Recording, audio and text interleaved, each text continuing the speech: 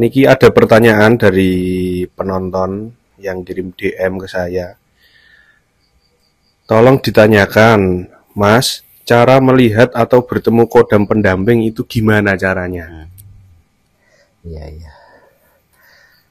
Itu kalau menurut saya pribadi ya Kang ya, itu kan ada berbagai tata cara dan itu menurut keyakinan masing-masing ya. Jadi yang dibilang kodam kalau menurut saya pribadi ya, itu kan suatu makhluk halus. Nah, makhluk halus itu macam-macam. Jadi ada makhluk sinuis, pokoknya macam-macam. Kita harus waspada. Dan itu pun syarat utama kalau ingin mengetahui kodam dan pendampingnya ya tadi ya. Ya itu kan sebetulnya kalau cuma ingin tahu kodam dan pendamping itu lebih mudah. Asal kita itu yakin dan memberanikan diri dan ketulusan pribadi. Kurasa cepat. Contoh mawon ya. Kalau jenengan merasa takut ya tetap menjauh. Contohnya lebih cepat itu sambil tidur. Tidur kalau kita itu mempunyai doa lah sekiranya jenengan tuh yakin. Tuh asal yakin, terutama tuh yakin loh dan mantep ya. Kok tetap jenengan itu nanti diketahui dengan sendirinya. Berarti kita mau tidur, kita berdoa atau ngerentek ya. Kita meminta dalam hati bahwa ingin bertemu dengan kodam pendamping kita, kemungkinan bisa bertemu ya. Bisa dan yakin itu. Kadang-kalanya kan belum tidur, bahkan ngantuk pun katakan di hati kita itu misalnya ingin mengetahui kodam ya, apa menurut batinnya jenengan Bismillahirrahmanirrahim, inna wa ma'asobir misalnya ya. Di situ karena jenengan ingin mengetahui apa yang terjadi, apa kodam apa ini yang supaya saya mengetahui dan tetap, dan itu pun tidak lama ndak, kurasa semua gaib ini pun samar, sama tetap diketahui. Tapi ku mau yang paling sulit kan cara membedakan ini benar-benar kodam A apa B A sampai Z. Itu yang cuma kalau ingin tahu sekedar kodam ya itu tadi caranya. Apalagi jenenganku ada kerentek batin, ada keniatan jenengan dalam arti meditasi di tempat yang gelap ya, di tempat yang gelap itu kerasa. Oh, intinya kita meditasi di tempat yang gelap dan jangan sampai kita takut nih.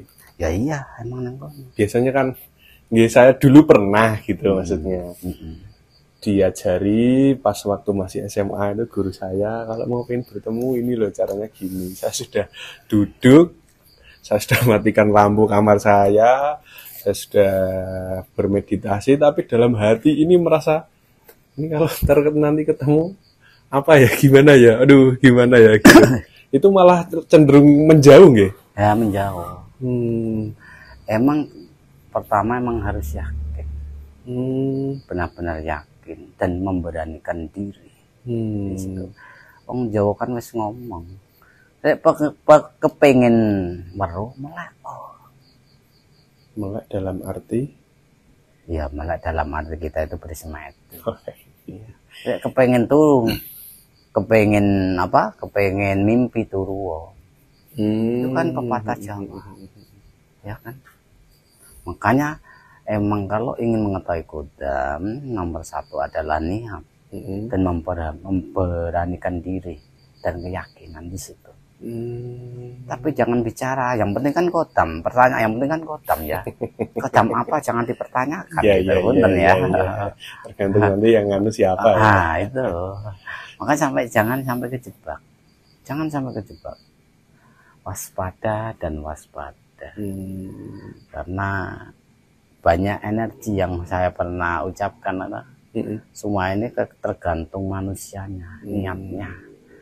Kalau jenengan niku ingin mengetahui meditasi udah kerentek batinnya ini, waduh, yang enggak yang di batin ini tetap kan akan datang siapa itu.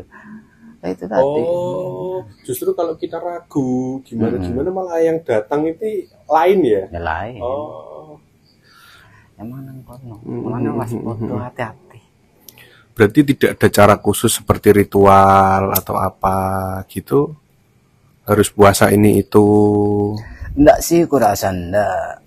No, kurasa enggak. Ada cuma kita itu berpuasa itu kan cuma itu kan ngepaske rogo dan rasa dalam hatiku kan membenahi diri kita sendiri supaya dijauhkan hal-hal yang negatif di situ. Iya. Yang penting utama ini kalau kita yakin terjadi. Kadang-kadangnya kita pun ngerokok pun bisa terjadi kita itu kan. Karena melepaskan segala suatu hal-hal yang materi ini. Walaupun 1-2 menit atau sampai 5 detik bahkan. Dan ya, semua orang pun bisa. Asal ada kemauan dan keyakinan di situ. Berarti merokok itu salah satu jenis meditasi. Nah, makanya saya itu tadi kan udah ngomong ya. Udah saya itu kopi sama rokok. Kalau enggak ada kopi, enggak bisa bekerja, enggak bisa bikin ini. Enggak ketemu motivasi kita itu. Makanya di situ. Cara supaya tidak terjebak niku untuk membedakan ini beneran kodam pendamping kita atau bukan niku gimana?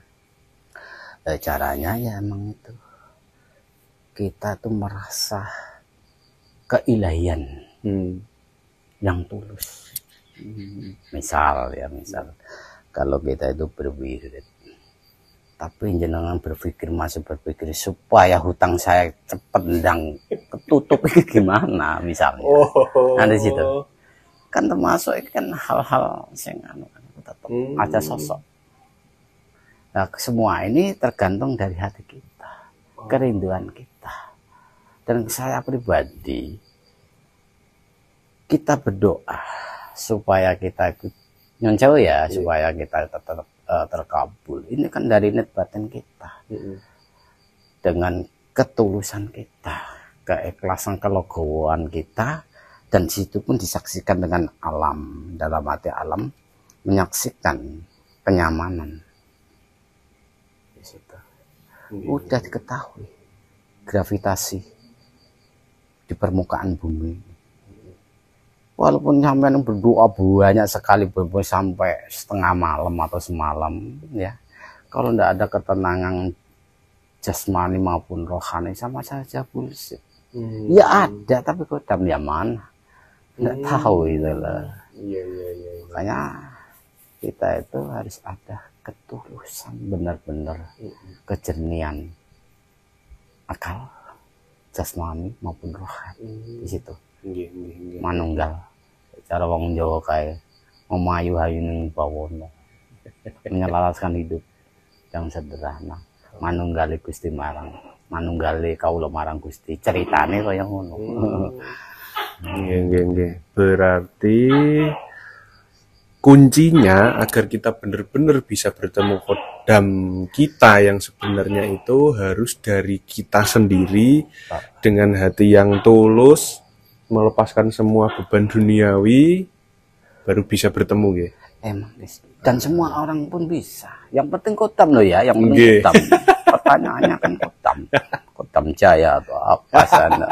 Yang penting kodam. Siapapun bisa.